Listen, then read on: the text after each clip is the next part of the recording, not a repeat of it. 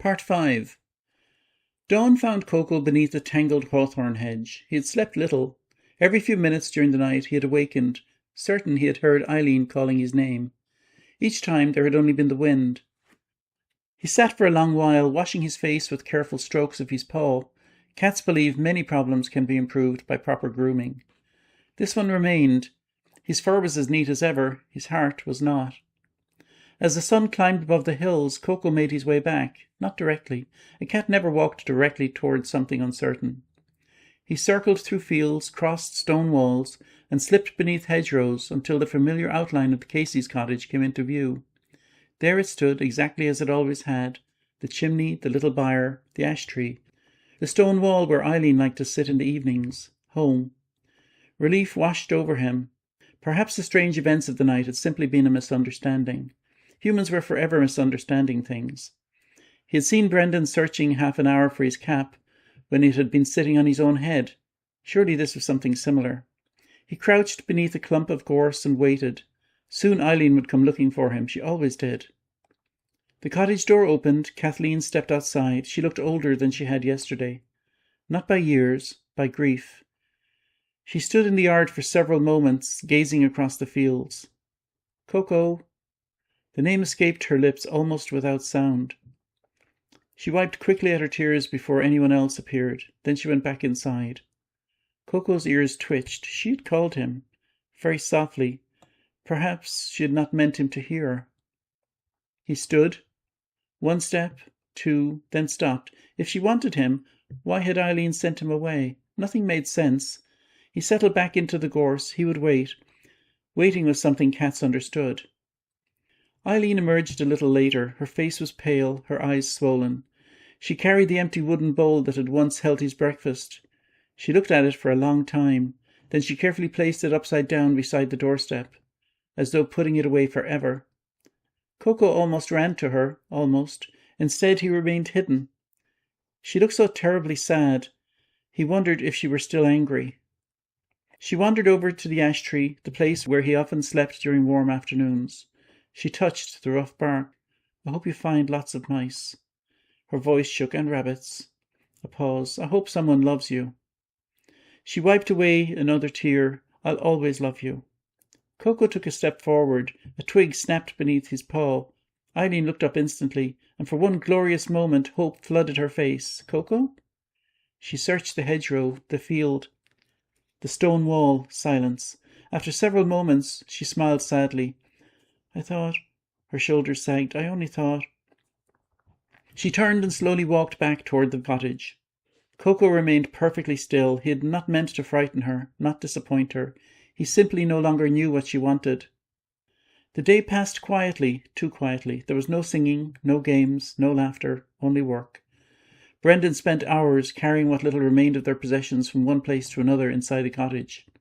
Not because there was anywhere to take them, simply because keeping busy was easier than sitting still. Patrick prepared the cart for perhaps the 10th time. Kathleen folded blankets, unfolded them, folded them again. The family moved like people waiting for a storm they could already see on the horizon. Coco hunted. He caught a rabbit just before noon, a fine one, the largest he had caught all year. His first thought was Eileen. She would clap her hands, tell him he was clever, scratch behind his ears. He carried the rabbit halfway toward the cottage before stopping. She had told him to leave, very firmly. He looked at the rabbit, then towards the cottage. Back at the rabbit. After a long moment, he buried it beneath loose earth near the ash tree. Perhaps later, when everyone was happy again, he would bring it out. Night fell. Lights glowed faintly through the cottage window. Coco climbed onto the old stone wall where he could see inside. The curtains were not fully drawn. He could make out the family gathered around the fire. Patrick, Kathleen, Brendan, Eileen. She sat quietly, hugging her knees. She looked toward the empty place beside her, the place where he always slept. Without thinking, Coco gave a soft little chirp, the sound cats make for those they love. Inside, Eileen's head snapped around. She rushed to the door, pulled it open. Coco? Her voice echoed into the darkness. He instinctively started towards her, then remembered. Run away, go away. The pebble, the tears. He stopped in the shadows. She waited, listened, nothing. Finally she whispered into the night, I'm sorry. Then she closed the door once more. Coco sat alone upon the wall. He could have gone to her, he wanted to, more than anything, but what if she shouted again? What if she threw another stone? Better to wait. Tomorrow would surely be different. Tomorrow wasn't, nor the day after. Instead, strangers began riding along the road. Well-dressed men on fine horses. One carried papers tucked beneath his arm, another measured fields with long chains. They pointed, talked, laughed occasionally. Brendan watched them from the potato patch without saying a word. Every muscle in his body seemed tight as drawn wire. Even Coco sensed danger. Cats trusted very little about horses. These horses smelled wrong. Not like farmers, not like neighbours. These riders smelled of polished leather, pipe tobacco, and confidence. Confidence had a scent too. It was the smell of people who had never wondered where tomorrow's meal might come from. That evening, the family gathered outside together. No one spoke much. They simply looked across the little farm. Patrick rested a hand upon the old ash tree. Kathleen touched the cottage wall. Brendan stared across the fields he had worked for nearly 15 years. Eileen wandered to the stone wall, to the place where she had said goodbye. She sat there until dusk, waiting. Coco watched from beneath a briar bush. Only 30 yards separated them, the longest 30 yards in the world. She spoke quietly into the evening air. "I know you're nearby." His ears stood upright. "I can feel it." He wanted desperately to answer. Instead, he remained hidden. "I hope," she smiled through fresh tears, "I hope you don't hate me." Coco's heart ached in a way he had never known possible. Hate her? He could no more hate Eileen than he could hate the sunrise. He simply didn't understand her. There was a difference. The little girl waited until the stars appeared. Then she climbed down from the wall and disappeared inside the cottage for what would be the final night the Casey family would ever spend beneath its roof. Outside, beneath the shelter of the hedgerow, Coco curled himself into a tight black ball. He could see the warm glow of the cottage window through the darkness. He watched it until the candle inside was fully extinguished. Tomorrow, he promised himself, he'd be brave enough to go home. He did not know that when tomorrow came, there would no longer be a home to return to. Part 6. Coco woke before first light. A heavy mist lay across the fields, turning the familiar countryside into a world of shadows. The ash tree was little more than a dark silhouette.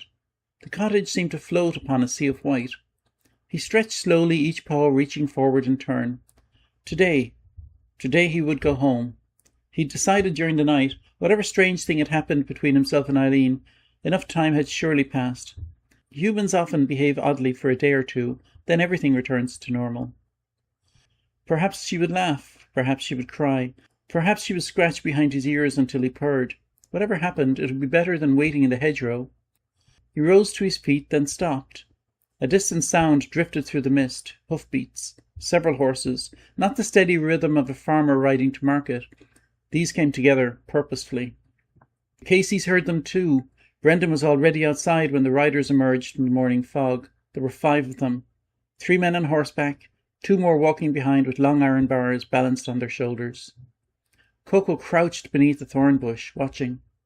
The horses smelt familiar. They were the same men who had ridden past 2 days before, the confident men. Only now there was something else in the air, determination. One rider unfolded a paper. He cleared his throat. "Brendan Casey?" Brendan stepped forward. "I am." The man glanced at the paper. "You have failed to satisfy the rent due upon these lands." Brendan said nothing. "You have received notice." Silence. "You have failed to vacate." Kathleen came to stand beside her husband. Patrick followed. Eileen slipped quietly between them, clutching her mother's hand. The rider continued reading in a voice that sounded as though he were announcing tomorrow's weather. "By authority of the Earl of Lucan, possession of this holding now reverts to the estate." The paper was folded. The words apparently had finished. Brendan removed his cap. "I've nowhere to take them." The rider looked briefly at Kathleen and the children. His face revealed nothing. "You've had your notice." "The potatoes failed." No answer. "I've worked this land 15 years. No answer. "My father worked beside me before that." The man shifted in his saddle. "I'm not here to argue, Mr. Casey." "No." Brendan's voice was quiet. "I suppose you're not." Coco watched, puzzled. The humans were standing very stiffly. Nobody smiled, nobody laughed. Even the horses seemed uneasy. One stamped its hoof repeatedly. Its ears flicked backwards. Animals often understood moods better than people imagined. The two men carrying the iron bars walked toward the cottage. Kathleen gasped, "No." Brendan took a single step forward. One of the mounted men immediately blocked his path. "I wouldn't." For a long moment, Brendan stood perfectly still, his hands clenched into fists. The muscles in his jaw tightened. Patrick looked up at his father just once. Coco had never seen Brendan appear so large, nor so helpless. Slowly, very slowly, his fists opened. He stepped back. The first blow echoed across the valley. Crack. The iron bar struck one of the cottage roof supports. Thatch drifted into the air. Another blow. Another. The little white cottage shuddered. Coco jumped in alarm. What are they doing? Humans did not attack houses. Houses kept out rain. Everyone knew that. The men struck again. Timber splintered. A section of roof sagged inward. Clouds of dust rose into the morning air. Eileen screamed, "Stop!" She broke free from Kathleen's hand and ran toward the cottage. "My home." Patrick caught her before she reached it. She struggled wildly. "No, it's ours. Please." Her little voice cracked with every word. "They'll break my room." Patrick held her tightly as she buried her face against his chest. He was crying too, though he tried very hard not to. Coco darted from one hiding place to another. Surely someone would stop this. Brendan, Father O'Malley, the neighbours, someone. Instead, people began gathering along the lane, not to help, simply to watch. Some removed their caps, some quietly crossed themselves, none interfered. Perhaps they could not, or perhaps they knew something Coco did not. The roof finally gave way, and with a great crashing sigh, the centre of the cottage collapsed inward. The sound seemed impossibly loud. Dust billowed into the air. The chimney toppled moments later, sending stone tumbling across the yard. Silence followed, heavy, complete.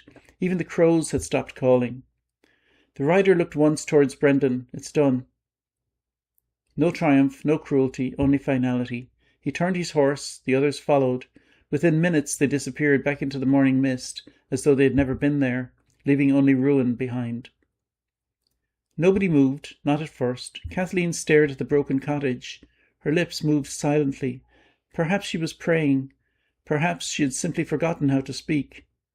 Patrick still held Eileen. The little girl had stopped struggling. She looked impossibly small. Brendan stood alone. His eyes remained fixed upon the shattered remains of everything he had spent 15 years building. Then, without warning, he walked to the ash tree.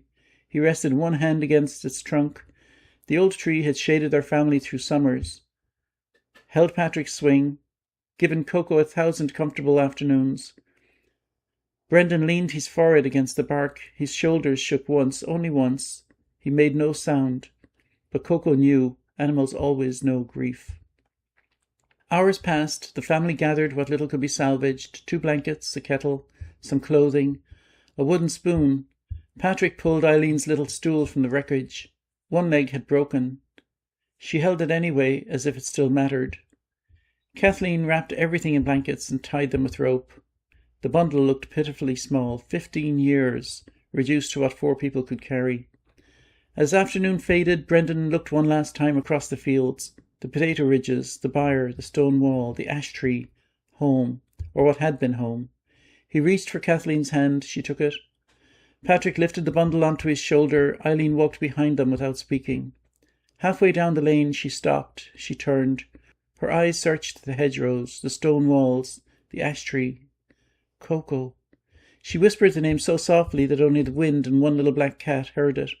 "I hope you're safe." She waited, just for a moment, then she turned and hurried after her family. Coco watched them go. This, he thought, was surely another strange human custom. Perhaps they were visiting neighbours. Perhaps they would return by evening. He sat upon the old house wall until sunset. The family did not come back. He remained there through the night. Still they did not return. When dawn broke over the shattered cottage, Coco climbed carefully through the ruins. The place smelled wrong now. Broken timber, wet thatch, cold ashes. He padded to the corner where Eileen had always slept. There was no bed, only splintered boards. He found her little grass crown, now brown and brittle beneath a falling beam, the one she had made for him. He nudged it gently with his nose. Then he curled up in the place where her blanket had once been. He waited. Morning became afternoon, afternoon became evening. No footsteps came along the lane. No little voice called his name. No bowl appeared by the doorstep. As darkness settled over the ruins, a realization slowly entered Coco's heart. The family had gone somewhere, not for a day, not for two, gone. And for the first time in 6 years, the little black cat had no idea where to find the people he loved.